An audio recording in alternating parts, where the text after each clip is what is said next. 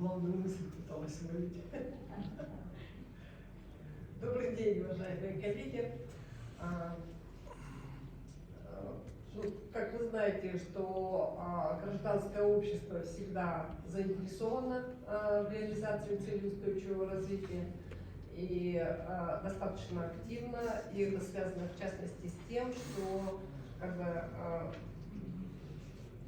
они тесно связаны с донорским сообществом, которое просветило, показало гражданскому обществу, какую выгоду для страны это может принести. И в этом смысле, что Ассоциация развития образования, начиная с 2019 года, работала как раз над целями устойчивого развития. Да, вот основной слайд, который говорит о том, что цель устойчивого развития – это забота всех сторон общества. То есть самое главное у нас государство, которое располагает ключевыми ресурсами. Но очень важна роль также местного самоуправления, академического сообщества, бизнес-сообщества, неправительственных организаций, которые точно так же должны складывать свои усилия для развития целей устойчивого развития. Безусловно, в тех странах, которые государство располагает своими достаточно большими ресурсами, особенно сейчас у нас для стран наших преимущественно это ресурсы земли, да, это связанное с этим. Но я считаю, что Кыргызстану очень сильно посчастливилось, у нас нет таких ресурсов, у нас основной ресурс – люди.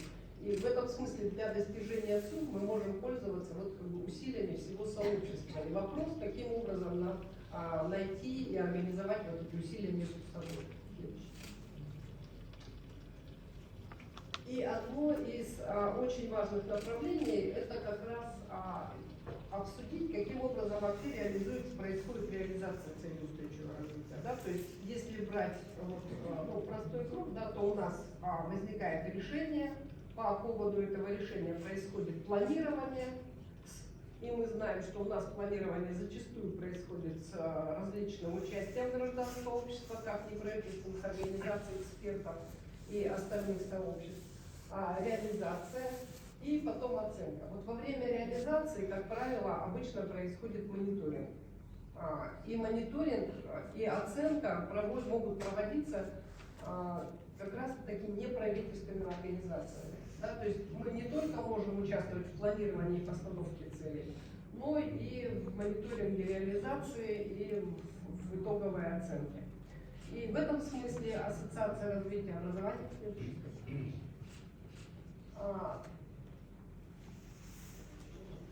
регулярно проходит это вынесение качественных суждений. Давайте проясним уже тогда. Мы знаем, да, что оценка – это вынесение качественных суждений о том, насколько сейчас достигнут прогресс в достижении тех или иных целей.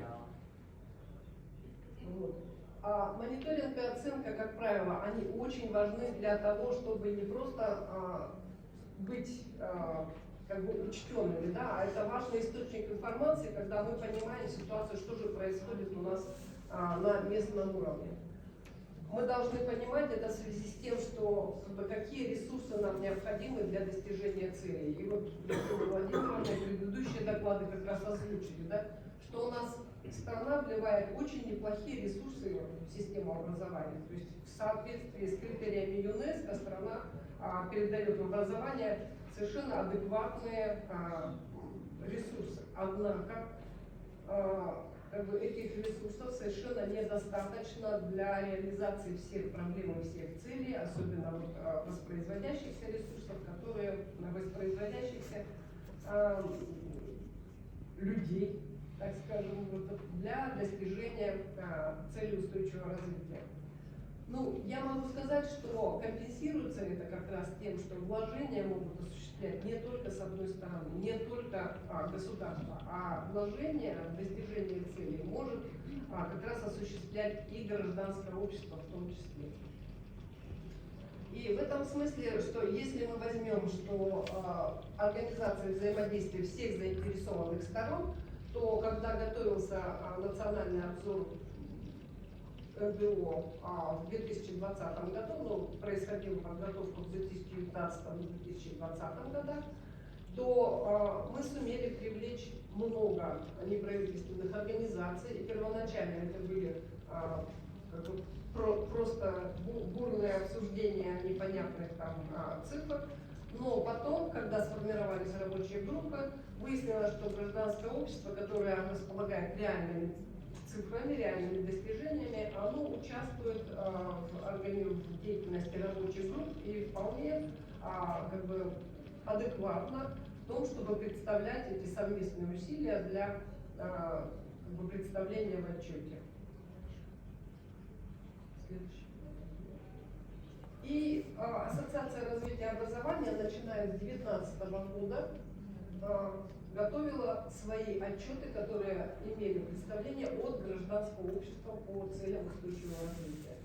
И это был как раз один из очень важных моментов, потому что всегда обсуждался вопрос, каким образом гражданское общество может смотреть на реализацию цели устойчивого развития. В 2019 году была попытка указать на все такие глубокие провалы в достижении цели устойчивого развития. Например, дошкольное образование, дошкольное воспитание и образование. Да, и вот этот вот разрыв, когда у нас в детские сады могут ходить только 24% от всей когорты детей, да, то есть остальные охвачены другими. Это было вынесено на щит и достаточно долго обсуждалось. Да, но в конце концов, когда делается вот эта последовательность шагов, да, выясняется, что в динамике на самом деле это количество сократилось за какой-то период времени. Да, и обсуждение без присутствия представителей государственных органов, да, не имеет смысла, потому что вот эта вот динамика изменений, которые происходят, они участвуют также. И организации гражданского общества, которые, допустим, вот у нас шли большие проекты по различным направлениям, да, например, по экологическому образованию, по взаимодействию в сфере экологической различных структур, по формированию экологического сознания, по формированию безопасности в школах. Все эти проекты, они точно так же могут работать совместно с государством на достижение вот этих вот единых целей, которые обозначены. Вот. Если брать второй отчет, то по сути дела, там был просто перечень вообще всех задач по цели, примерно то же самое, что вот сегодня представила Евгения Владимировна, просто в таком более развернутом виде. То есть было описание, где какая цель, подцель, какие задачи были достигнуты. Но и это оказалось, в общем-то, недостаточно эффективным, несмотря на то, что были проведены достаточно широкие обсуждения. То есть был проведен и форум, и в этом году было принято решение работать в большей степени с тем, что заявлена программа государства по развитию образования. Вот. И у нас случился вот ряд направлений, ряд представлений о рекомендациях, которые должны быть. Вот. И в первую очередь это была оптимизация управления по результатам в сфере образования, потому что когда представители гражданского общества приходят в государственные органы со своими цифрами, то государственный орган, соответственно, говорит, по каким стандартам вы осуществляли этот сбор информации.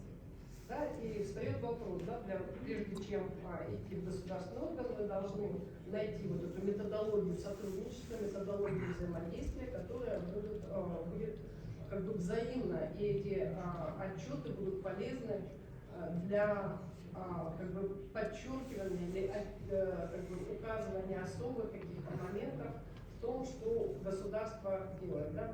Допустим, очень интересное исследование может быть по тем детям, которые не попадают в школу. Да? То есть вот этот момент. И тогда это будет польза и для государства, и тем детям, которые в самом деле не попадают в школу. И в этом смысле, что должна быть система мониторинга и оценки, которая должна располагаться как представление о том, как государственный орган может взаимодействовать с этими данными гражданского общества, либо это тоже как бы некоторый период, когда каким образом мы можем построить эту взаимосвязь. Потом сама непосредственно мониторинг и оценка. Необходимо провести инвентаризацию организаций, которые сейчас работают со сбором данных на различных уровнях. Это очень важный момент, потому что вот, у нас была попытка, мы в ту сторону уже ходили, мы опросили около 120 организаций, и эти 120, из этих 120 организаций пока получили данные примерно от 30. Эти данные, эти организации не публикуют в открытом обществе, на открытых ресурсах. И в этом смысле эти данные как бы очень сложно проверяются, да, тем более как бы сравнить методологию. В этом смысле мы видим, что разнообразным сбором различных данных занимаются достаточно много организаций, но каким образом их сравнивать, каким образом их накапливать, где хранить и кому представлять, то есть вот этот вопрос тоже должен быть определенно решен. Ну и необходимо взаимодействовать, то есть когда эти данные будут представлены от различных организаций, когда мы поймем, как сравнивать, у нас появится как раз возможность учета дополнительного ресурса всех организаций, которые работают с достижением цели устойчивого развития и в частности так важно заявленных целей для СУР-4, для задач.